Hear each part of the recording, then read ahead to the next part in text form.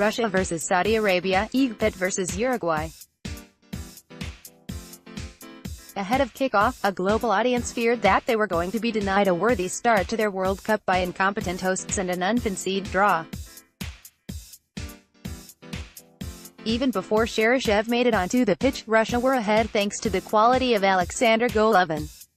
His cross to the far post set up Yury Gazinsky to head home. It was his first ever international goal. Russia would go on to hit 4 more before the final whistle. Cheryshev bagged 2 of them. In his role as a pundit on TV, Gary Neville spoke of his surprise that the winger had never made it to the Premier League. He had coached him at Valencia and was impressed by his muscular presence out wide, getting up and down the flank. Watching him in action for his country, after an unhappy year spent mostly on the sidelines of the first team at Villarreal, he looked like the sort of game-changer worthy of his former affiliation to Real Madrid. He was, don't forget, the player whose suspension mix-up played its role in losing Rafael Benitez his job. Golovin is already a name on the lips of Premier League punters. In the past, he was linked with Arsenal. Chelsea are rumored to be interested. Juventus have already made a move according to reports, but Cheryshev, revitalized by the opportunity, galvanized by his starring role against Saudi Arabia, Russia 2018 could be his moment. He could be one of the players who rides a wave to the very top this summer. There's always a few at every World Cup tournament, and if he even comes close to repeating his heroics in the other group stage games, then it could well be his year. Denis Cheryshev celebrates image. Aleksandr Golovin, AFP. Mohamed Elneny showed Unai Emery signs of exactly what he wants to see. The new head coach of Arsenal, Unai Emery, has already set his stall out. He wants to implement a possession style of play with pressing high up the pitch to recover the ball when it is lost. If he had been watching Egypt's narrow 1-0 loss to Uruguay, he will have made plenty of notes. Some of them positive. Arsenal will have to hope that they can find the sort of rigor and resistance at the back provided by Diego Godin and his apprentice, the match winner Jose Jimenez. Mohamed Elneny, image, and Christine Poujoulat, AFP. However, on the opposite side, Elneny showed he had plenty going for him when it came to fitting the Emery profile. Despite boasting a technical and talented midfield, Uruguay went long and wide, partly to get around the mobile Egyptian roadblock that stopped their progress through the middle, or at least made it all feel a little bit too much like hard work. The Arsenal man was disruptive without the ball and tidy with it. A pest for Uruguay and a solid foundation for Egypt. Had Mohamed Salah been fit to start, his effort may have even helped to deliver victory. Nourdine Amrabat, an example of why players can't be trusted over concussions. It looked nasty from the minute he went down. Watford's Nourdine Amrabat had a head injury. The Moroccan medical staff splashed water in his face and slapped his cheeks to see if he could continue. Hardly the wisest way of assessing a potentially concussed footballer. Standing back up, something seemed off. He appeared groggy, yet the player wanted to return to the game despite being in no fit state to do so.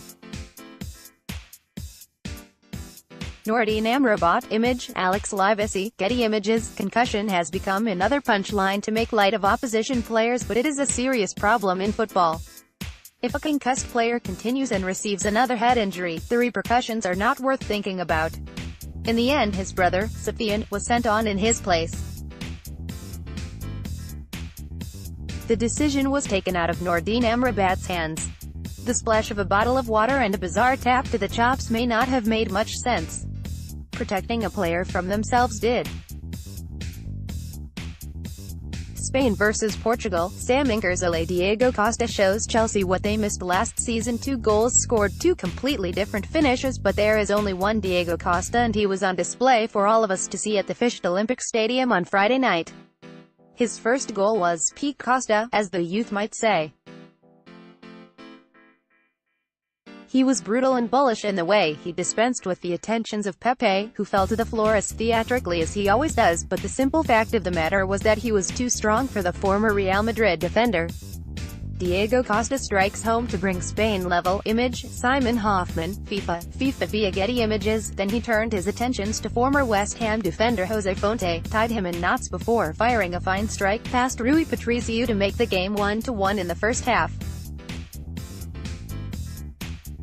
It was what Chelsea had been missing ever since the two parties decided to part ways last September. His display against the European champions left Chelsea fans wishing they had the Spanish bulldozer of a front man back in blue at Stamford Bridge.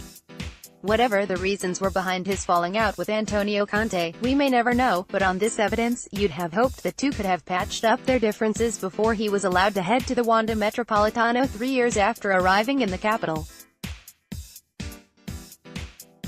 William Carvalho didn't fail his big audition, but he needs to do better next time. William Carvalho has been linked with moves to Arsenal, and very heavily with one to West Ham last season, getting close to joining the Hammers before it fell through on deadline day and leading to the infamous Dildo Brothers speech from President Bruno de Carvalho. De Carvalho is something of a hate figure in Lisbon now after a section of fans attacked sporting players at their training ground, and according to reports, namesake William is one of the players demanding his contract is cancelled and is allowed to leave on a free transfer. William Carvalho and Isco compete for the ball. Image, Odd Anderson, AFP. Both West Ham and Arsenal are looking to strengthen midfield before the start of the new season, and Carvalho will be a target, especially on a free, and while he did okay against Spain on Friday, he didn't set the world on fire. Carvalho's second-half display was much better than his first, where he really didn't get to grips with the outstanding Isco whatsoever.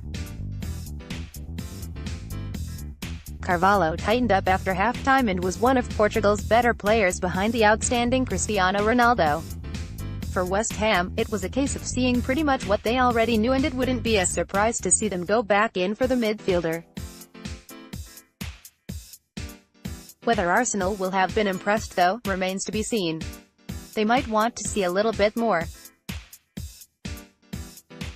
Keep up to date with the latest news, features and exclusives from Football London via the free Football London app for iPhone and Android. Available to download from the App Store and Google Play.